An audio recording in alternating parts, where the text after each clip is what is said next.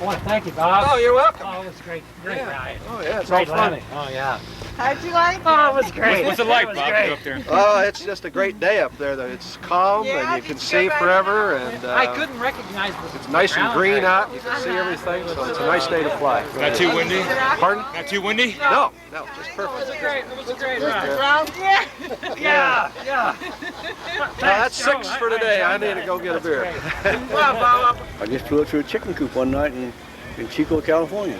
Up Chico. Intentionally? No. You were just too low and Well, one guy came in one way and I came in the other, and we hit coming in. Raining, dark, night. this is military flying? Military. Training? With basic training, Chico. And I flew it right through the guy's chicken house. The airplanes probably came out pretty nice. No, I tore it all to pieces. Oh, did? Tore the wings off of it, yeah. You walked away from it. Yeah, so cut right down through here, but the old farmer came out, and the only thing I remember, he shook me like, "Hey, son, you all right?" That's the first. He wasn't worried about his chickens. No, he didn't care about chickens. Well, the airplane is a 1941 Consolidated Vultee BT-15. They built approximately 14,000 BT-13s and BT-15s, and they were used for basic training. There was a transitional airplane to accustom pilots who had taken their primary training in the Stearman and the PT series to the feel of a military airplane. While it's very docile and easy to fly.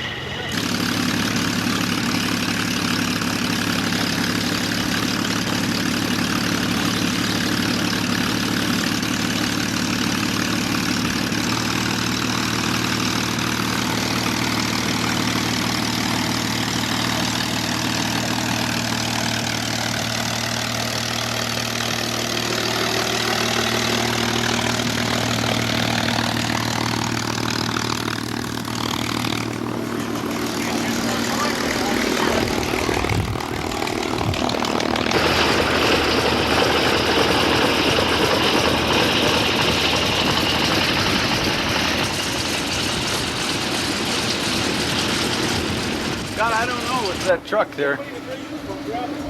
they're almost done. Anyway, fast enough, that's it'll slide right over. lightweight, it'll crunch easy. Yeah. If we get it going fast enough, it'll slide right over the top of that tank. The problem is you don't know what this nose gear is going to do. I think Just we're gonna swivel. change that tow bar so we can use it on this thing the next time. Yeah. Hey, if they got a tug, Why don't we just take a rope to the tail hook? Yeah, Well, if the you problem want is to. we need something to secure the nose gear. Because what it does is swizzle around like that. Can't you get on the rudders and do it, or will it still do it? It's full free swivel. swivel. Okay. Yeah. You have no control over the nose gear. Yeah. Well, I mean, I got the tug over there. I can bring over here. If we might try that, just hang on to it with the bar and keep it from. Oh, we can't. We can't go to the bar, then we got to fly. they're fine, yeah. Well, that bar only hits just one pin but stick. it'll help us swing around. I see, okay, yeah. Yeah, That'll work. yeah, the bar sets off an angle, but you can still steer the front wheel. Yeah, that'll work. Don't lift it up too high because it'll goes All right, oops. I'm with the Confederate Air Force, yes. Though this is a privately owned airplane, it's not part of the Confederate Air Force. I'm the squadron leader of the Estrella Squadron of the Confederate Air Force, based in Paso Robles, California. This is a Grumman S2F1 ASW, anti-submarine warfare airplane. It was built in 1955. And my records indicate it spent most of its service life NES Pensacola in the Florida area. Though it was on the Lexington and it was on 2 other carriers during its lifetime. The last 4 years they converted it to a US-2B, which is a carrier on board delivery aircraft, a mail carrier if you like. But as an S2F, it was a military airplane, carried bombs, rockets, sonobuoys, had all kinds of radar, and could drop rockets, bombs, whatever. To my knowledge, no submarine was ever killed with an S2, but an awful lot of them were discovered and tracked. They call this aircraft a tracker, and it has had a number of radar and magnetic anomaly detectors and things like that.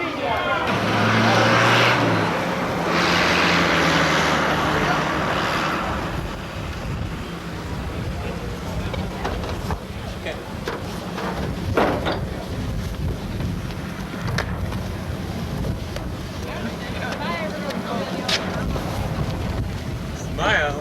Hi. Hey Tom, you're gonna hit Santa Barbara, Santa Maria, and up. Yeah. What altitude are you going? 2,500 up the coast, and then 65. up over San Marcos at about 4,000, Okay, we'll be looking for you. and then down the other side. You going 122.75? I can't split the channels. Okay, they're going 122.7. Okay. We're going 122.7. Okay.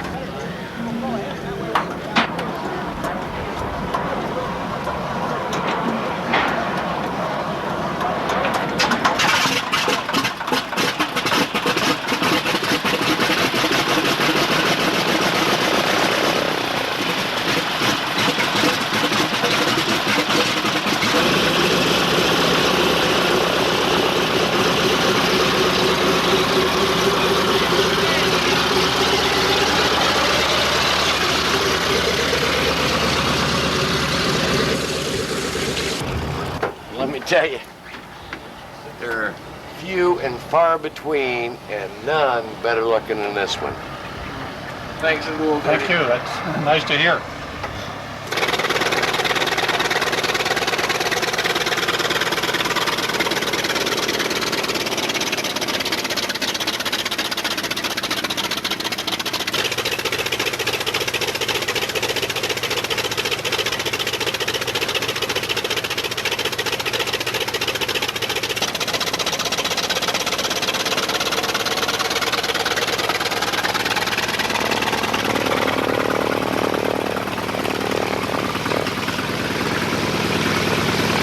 The airplane was originally a U.S. Air Force T-28A, and it was used by the Air Force briefly.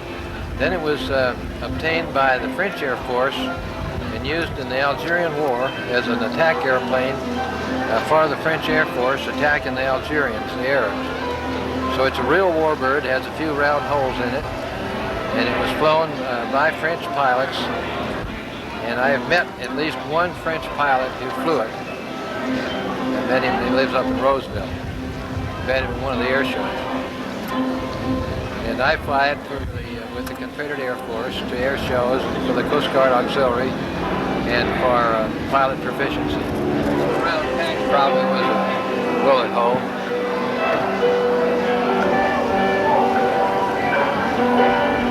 And this is the logo of the French Air Force squadron that flew in the Algerian War. And that insignia at the top is the area, and that was the Sahara Desert, is where it flew. And then you have the French colors, and it was called a fennec because a fennec is a little desert fox about this long that roams the desert, and when it's attacked by a larger animal, they burrow under the sand. And these French pilots flew these airplanes down right over the sand dunes, and so they called them fennecs. And that's the story of the fennec. North American T-28 came out of the Navy in 1985. Raleigh McDonald brought it out, and it was in the fleet in 1985. We've had it for how long, Bob? 2 years? 2 years. Yeah. And right after we got it, we blew the engine up, so we put a brand new engine in it. That was an expensive little goof up, but it's been fun. It's a great airplane, and we flying ourselves broke.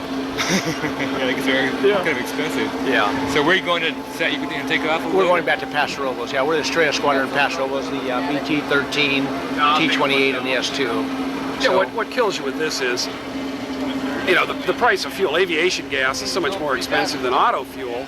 You know, at 210, 215 a gallon, and we burn 50 gallons an hour. On the other side, I couldn't see it. So you got a $120, $125 gas bill, not to mention oil and 50 gallons an hour? an hour.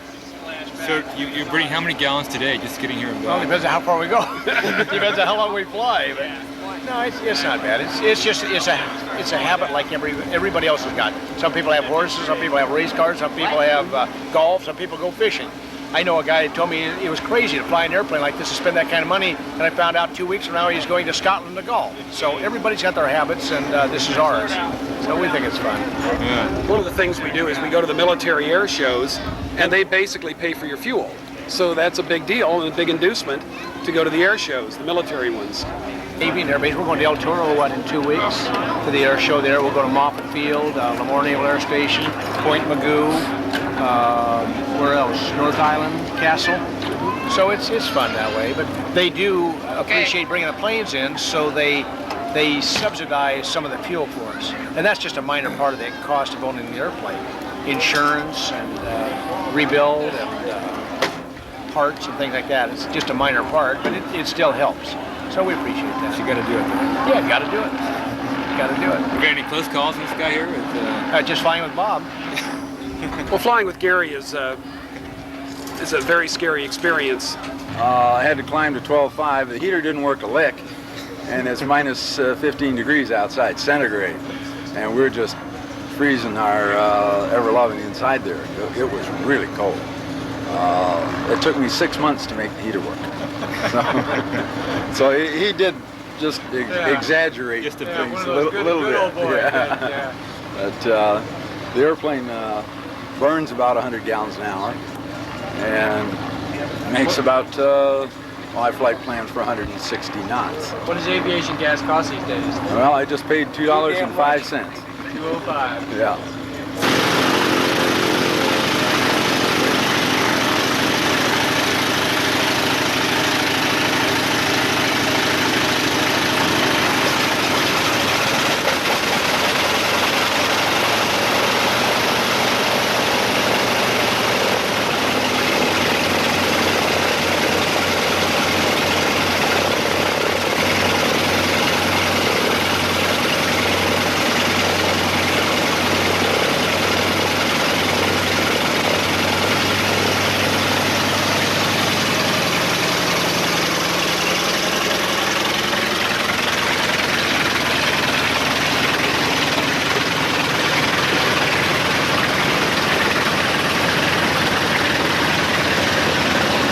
She's a rare bird, so so we just take these extra steps to keep her flying. How old is he? She came off the line in 1945, And did Buffalo, New York. And what sort of action did it see? Combat-wise, I never saw any. It came out shortly after the war, and then went to surplus, and then was used by civilian carriers from there. She's done a lot. She's done everything from ag spraying to flying cargo from third world countries. And how long has the Confederate Air Force on it? I think we've had this for about going on 7 years. I saw a sign over there that said it costs $700 an hour Yeah. to fly it. She'll burn with these R-2800s, 2 of them. She'll burn 125 gallons an hour. At $2 a gallon, or Basically $2 a gallon. Spark plugs for this thing, and there are 36 of them, or about $18 a shot. I heard about them when I was a kid. They were a legend, as far as everyone knew, who flew all the great warbirds. And I never knew much about it except for that. When I was going through aircraft mechanics school, I heard more about them and what these people were doing, how they were able to keep these birds flying. During my NP course, they were using some of the standards used in these engines to set our course with, as far as the basics of power plant. And that's basically how I found out most of the CAF itself. It's going on 3 years. It's the best thing I've ever done. It's helped me in my career, and it's helped me just everywhere I've been. These particular engines, being round, everything works off the center core, if you will. And since all your pistons are all on the extremes of it, you don't have, not like your conventional Poles or V engine. And to do anything on this engine, because of the way it's cooled down, everything is very close and compact together and baffled. So regardless of what you do, you have to take parts off just to get to what your problem is on there. You could spend a week's time going through one of these engines. This was originally a design, it was conceived back in the 30s as an air passenger transport for the airlines. It was in competition with the DC-3. This is Curtis's answer to what Douglas had. is that right? And that's still going on today with competition in All the aircraft, time, and that's how we get, it's how we get the best aircrafts because of that. So Curtis made this along with Douglas making the DC-3, and the government chose the DC-3 over the C or over this one. Is that Depending correct? on the mission, when the military found out about its capabilities, this is designed as a pressurized transport. And with such high cargo capabilities, the military immediately snagged it up. And then hence the name C-46, cargo being its designation. Right. And then went into a military production as a non-pressurized airplane, but the design stayed intact. That's why you notice a lot of the extra rigidding on the aircraft for pressurization. Yeah. It's the only thing capable of flying the hump run, the CBI. What was the hump? The hump was shipping supplies through China, Burma, and India. And this was the only aircraft that could go through the Himalayas, highest mountains in the world. At the peak of the war, they're launching one of these every 3 minutes, back to back. For supply runs. This carried fuel for Patton's tank. It carried supplies for the Flying Tigers. It was used in both theaters, the Asian and the Pacific. There's even, you notice back in the tail, there's still the hookups for towing gliders. This is the only aircraft, unlike the DC-3, which could tow 2 gliders at the same time. And she has the capabilities of deploying troops from both doors. Both doors will come off in flight. So you get something like 22 paratroopers out in a matter of a minute and a half. Right. Now this is kind of funny airplane.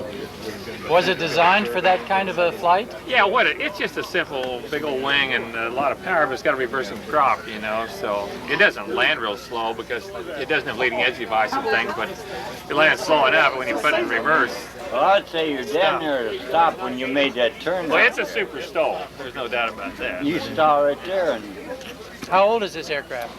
This is 68 here. But they still build it. In Switzerland, they're built by Plattis. Same configuration? Yeah, just about the same. They have Pratt & Whitney's in them. This one has a Garrett. Fairchild, this is built by Fairchild. Fairchild, they build them both ways, but they were friendly with Garrett at the time, and they were putting them Garretts in them. And there were a lot of these in Vietnam and Laos, and there's 700 of them, I think, in the world. I think there's only about 4 or 5 in this country, though. Some of you may know and some of you may not, but Lloyd Nolan, the founder, one of the several, but the primary founder of the Confederate Air Force 35 years ago, recently had a heart attack. It was very serious. He's doing much better. He's on the road to recovery. He's still in the hospital. I spoke to Lefty Gardner's wife the other day. Lefty's down there kind of babysitting him. And he is getting better. And one of the ways to help him get better is we've got this giant get well card, cheers card here. And irregardless if you've ever known Lloyd or not, doesn't make any difference. Doesn't make any difference if you're a CAF member or not. If you are a CAF member, kind of sign it, this Colonel so-and-so, and we appreciate it. We're going to pass this around. We've got some pens. This is the kind of thing that'll bring your spirits back, because as I talked to some of the folks down there, they said his recovery is a miracle. And I want to share that with you. And I think that it'll be a bigger miracle, but I'll sign this card and I'll send it down to the hospital for Lloyd Nolan. So I'm going to start over here on the right, and there's some pens here, and you guys sign it. Hey. Yeah. Damn nice of him to bring out, you know, free gratis. Bring it over.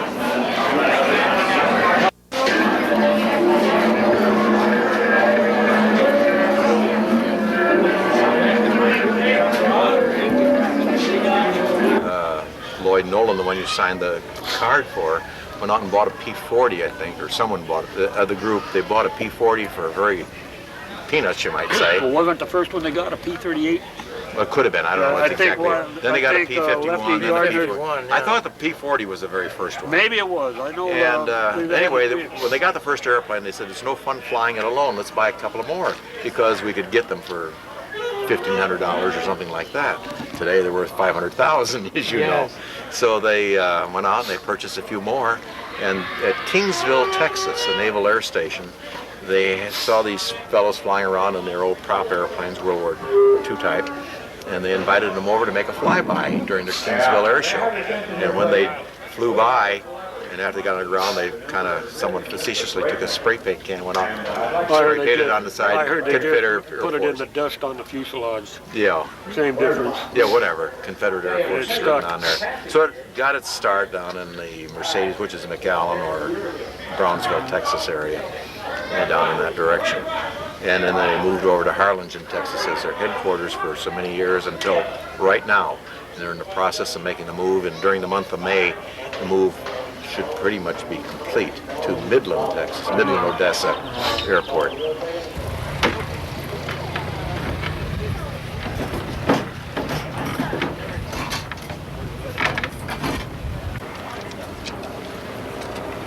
Well, my dad was a fighter pilot during World War II, and that's how I learned how to fly. And so I got involved in warbirds at a young age. And then when Mike Woodbridge bought this aircraft, I got typewriter and became a pilot on it. One of the pilots, there's three of us who fly the airplane. So that's how I got involved with this bird. I believe there's 25 B-25s left on the U.S. registry. And probably the closest figure in the world. There's not very many of them around. I know there's one in Australia and there's one in England that flies. Most of them are here. Yeah, that's just it. Like a lot of those jobs I do in these airplanes, if I was getting paid to do it, I'd tell them to hire somebody else. I wouldn't do it. All right.